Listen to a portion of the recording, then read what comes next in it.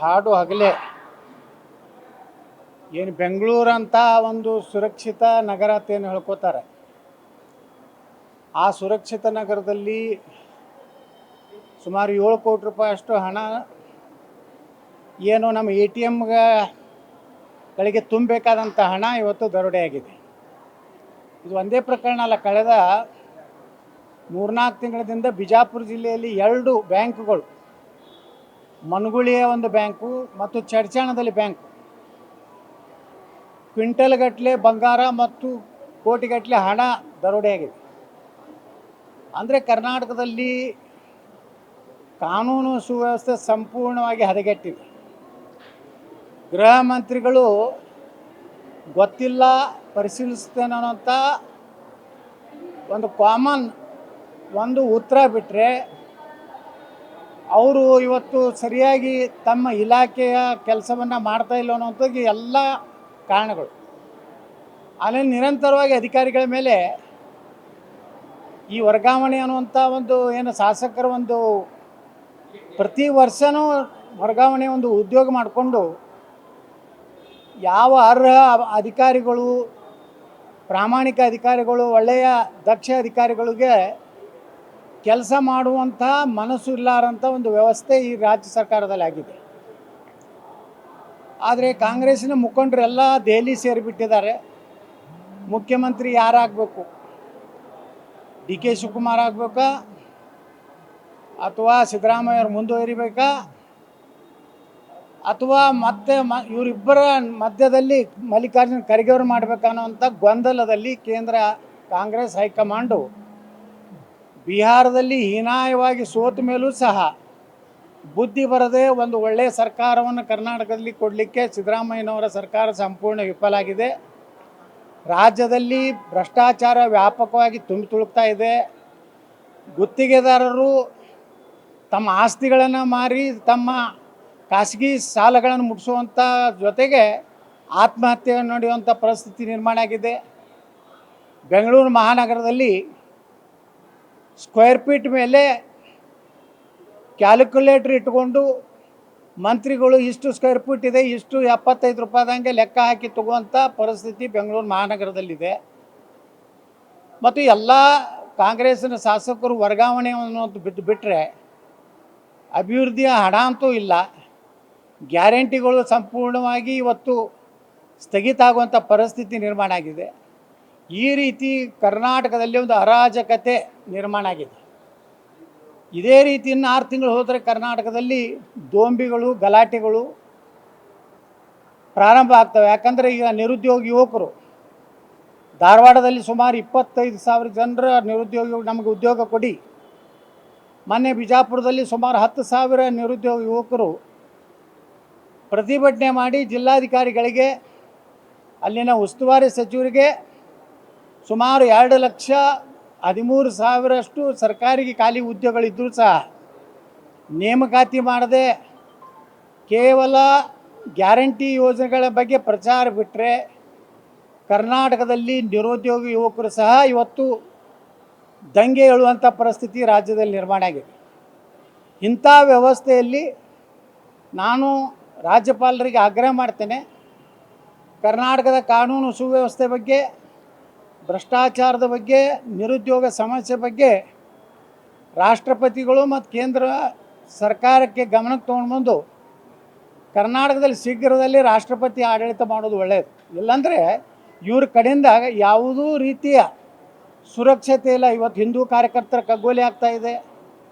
ಹಿಂದೂ ಧಾರ್ಮಿಕ ಜಾತ್ರೆಗಳ ಮೇಲೆ ಕಲ್ಲು ಎಸೆಯೋದು, ಪೆಟ್ರೋಲ್ ಬಾಂಬ್ ಹಾಕುವಂಥ ಇವತ್ತು ಕೆಲಸ ನಡೀತಾ ಇದೆ. ಇವತ್ತು ಪೊಲೀಸ್ ಸ್ಟೇಷನ್ಗೆ ಬೆಂಕಿ ಹಚ್ಚುವಂಥ ಮಟ್ಟಕ್ಕೆ ಇವತ್ತು ಒಂದು ಕೋಮು ಗಟ್ಟಿಯಾಗಿ ನಿಂತಿದೆ.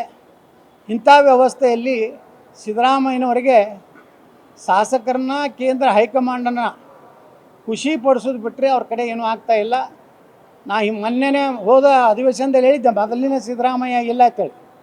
ಮೊದಲಿನ ಸಿದ್ದರಾಮಯ್ಯನವರ ಆಡಳಿತದಲ್ಲೂ ಇಲ್ಲ, ಮೊದಲಿನ ಸಿದ್ದರಾಮಯ್ಯನವರು ಭ್ರಷ್ಟಾಚಾರದಲ್ಲಿಯೂ ಸಹ ಅವರು ತಲ್ಲೀನರಾಗಿದ್ದರಿಂದ ಕರ್ನಾಟಕದಲ್ಲಿ ಒಂದು ಅರಾಜಕತೆ ತಾಂಡವ ಆಡ್ತಾಯಿದೆ.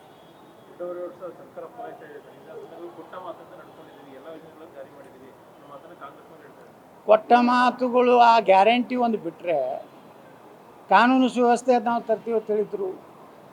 ಕೋಮುಗಲಭೆ ಆಗಲಾರದ ರೀತಿಯಲ್ಲಿ ನಾವು ಎಲ್ಲ ಸಮಾನತೆಯನ್ನು ನೋಡ್ತೀನಿ ಅಂತ ಹೇಳಿದರು. ನೀರಾವರಿ ಯೋಜನೆಗಳು ಇವತ್ತು ಆಲ್ಮಟ್ಟಿಗೆ ಕೃಷ್ಣಾ ಭಾಗ್ಯ ಜಲ ನಿಗಮಕ್ಕೆ ₹1 ಸಹಿತ ಇವತ್ತು ಅಭಿವೃದ್ಧಿಗೆ ಅದರ ನೀರಾವರಿ ಯೋಜನೆಗೆ ಹಣ ಕೊಟ್ಟಿಲ್ಲ.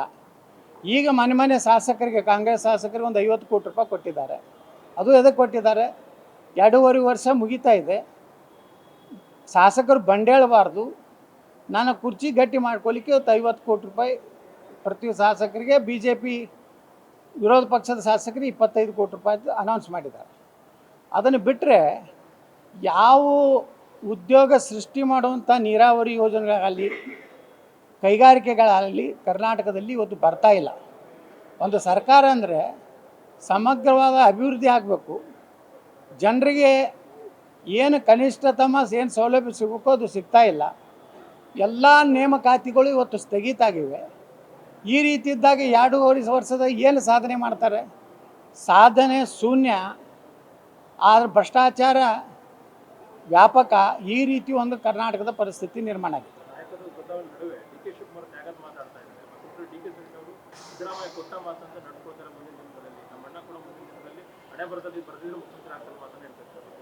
ಡಿ ಕೆ ಶಿವಕುಮಾರ್ ಅವರು ಪಾಪ ಹತಾಶೆ ಆಗ್ಯಾರ. ಅವರು ಈ ಕಡೆನೇ ಹೇಳಿಕೆಗಳು ನೋಡಿದ್ರೆ ಪಾಪ ಅವರೆಲ್ಲ ಸಾಕಷ್ಟು ಎಲ್ಲ ತಯಾರು ಮಾಡ್ಕೊಂಡಿಟ್ಟಾರೆ.